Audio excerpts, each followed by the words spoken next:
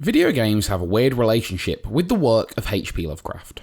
While they do really love to borrow elements from his work, a lot of the time they end up being used as pure set dressing, and completely denying the tones of Lovecraft's writing. I'm looking at you, tabletop RPG that bloody statted Cthulhu for the sake of Yog-Sothoth. Regardless of any of my personal feelings, it is easy to see that a lot of games which use Lovecraftian themes, or the Cthulhu mythos itself, don't aim for a realistic representation of his work, beyond having sanity meters and tentacle monsters. Case in point, Quake. A game with Lovecraftian elements, which is all about a powerful character blasting their way through wave after wave of bad guys, something which its spiritual successor, Dusk, has also done, but with a twist that Shyamalan himself would be proud of. I'm Will with Cliqist, and welcome to Dusk vs. Lovecraft.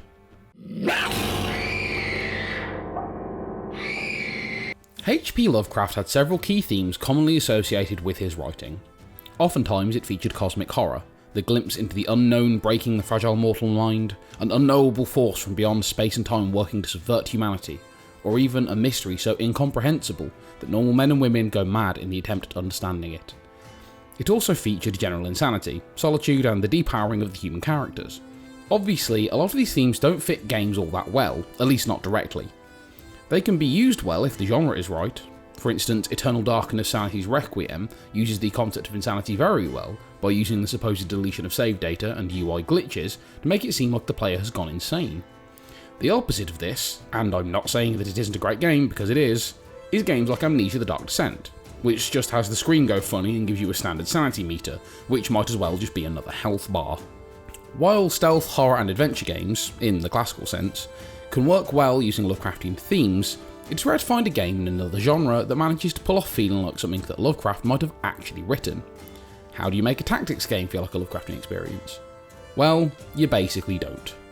That isn't to say that games which misuse Lovecraftian elements are bad, they just don't feel very Lovecraft, at least in anything other than their visual design.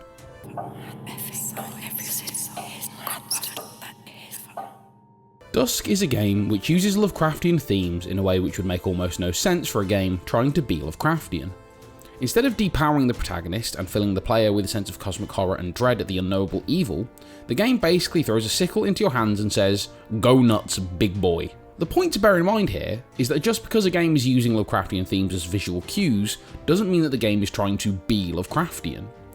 The game uses a lot of Lovecraftian elements throughout, but clearly it's more about being a modern version of Quake.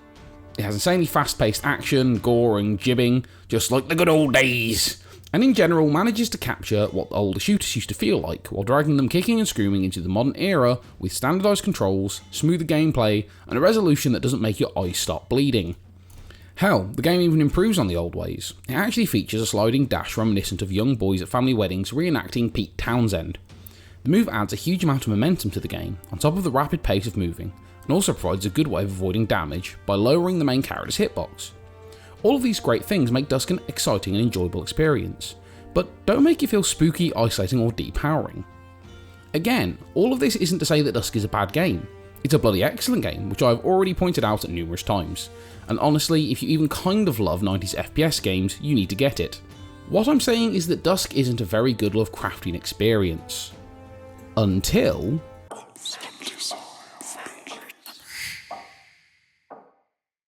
Okay, before we start this section, there is a huge spoiler warning going up here. If you want to play through Dusk and haven't done so yet, you probably don't want to watch from this point onwards. I will be ruining the ending for you, so you have been warned. Right, now that they're gone, towards the end of Dusk's final episode, you find yourself fighting through some pretty strange places. You visit a messed up version of your own world, maybe, and have gravity turning itself on its head so that you can go between these broken up islands fighting different monsters and exploring American suburbia. Eventually you reach the final boss in this arena, something which felt like a bit of an anticlimax to be honest. You defeat the boss easily and don't even do it yourself in the end. It feels like a cop-out for a game which has had you slaughtering the entire population of the American South throughout the course of the game. Despite this, it still can't have you killing Mr. Creepypasta over here with your own two blood-soaked hands. As you're leaving, you get snatched up by the ethereal tentacle of Nyarlathotep. This guy, and taken into the real boss fight. in which you must dodge his sequence of attacks while exposing him to natural light so that you can cause him actual damage and eventually whittle his health down to, well, to 1. That's right. As you do as much damage as possible in a quite challenging and enjoyable boss fight, assuming that you're not playing on accessible mode because you're collecting footage for a video and you can't be bothered, you eventually get to a point where he stops taking damage. No matter what you do, you cannot kill the final boss. He's a powerful elder god, and he simply laughs as he explains he was toying with you the whole time. Then, the final credits roll. Obviously, this ending is very different from the rest of the game. While in the rest of the episodes and levels you felt like a powerful badass capable of killing demons and evil cultist priests, you suddenly have all of that power stripped away from you by an unknowable godly force from beyond the reaches of human understanding. Very Lovecraft. The issue is that while it is very Lovecraft, it's just not very Dusk.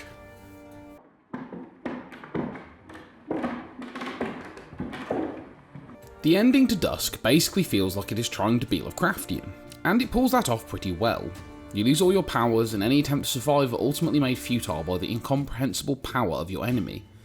The problem is that while it works well for a game that's trying to feel like Lovecraft, it doesn't work for a game trying to recapture 90s FPS while wearing Lovecraft like a Buffalo Bill inspired skin suit. It is completely jarring and unsettling to make it through the slick murder fest to finally end the game being suddenly whipped backwards by an all-powerful tentacle around your neck. In some ways that makes it a more powerful ending, but honestly for the most part it's just sort of annoying and feels out of place. Why fill a game with Lovecraftian elements as set dressing, make all the gameplay about the power of the protagonist and his abilities to kill, then suddenly shift gears at the end to try and shoehorn an actual Lovecraftian tone into the final level? Well, honestly, I think there is an explanation.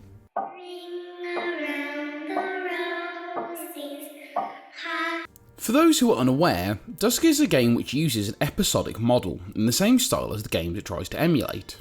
Episode 1 and 2 of the game were released quite a bit separately from the final episode, and that's pretty clear in the tone. I mean, there is a certain amount of tonal shift which is clearly intentional because they wanted each episode to feel distinct, but the changes are more sharp between episodes 2 and 3. In episodes 1 and 2, there is a slow transition between the rural and the industrial visually. Between 2 and 3 there is a similar transition between the industrial and ethereal, but the levels just start to feel different. The levels act stranger, such as the section where you have to climb around a giant open room, bouncing about to try and push forward, the aforementioned floaty gravity land, and not forgetting Evil Cathedral with almost a wave minigame type thing going on. While the previous levels were explorable segments with standard key puzzles and combat arenas, now they feel like they alternate between being much slower and much quicker. For instance, in the floating cathedral segment, you can stop and start the action with the press of a button. In this swamp-like area, you have to fight off an insane number of enemies, and in Gravity Land it's mainly just about trying to figure out how to move around an alien landscape. While the sudden change doesn't make the game any worse, in fact it might make it better, it is at least a good indicator that the developers were seeking some sort of way of making the final episode feel unique, and to tie everything off with an ending that felt at least a little bit different than the standard shooter cliche of killing the big monster and going home victorious.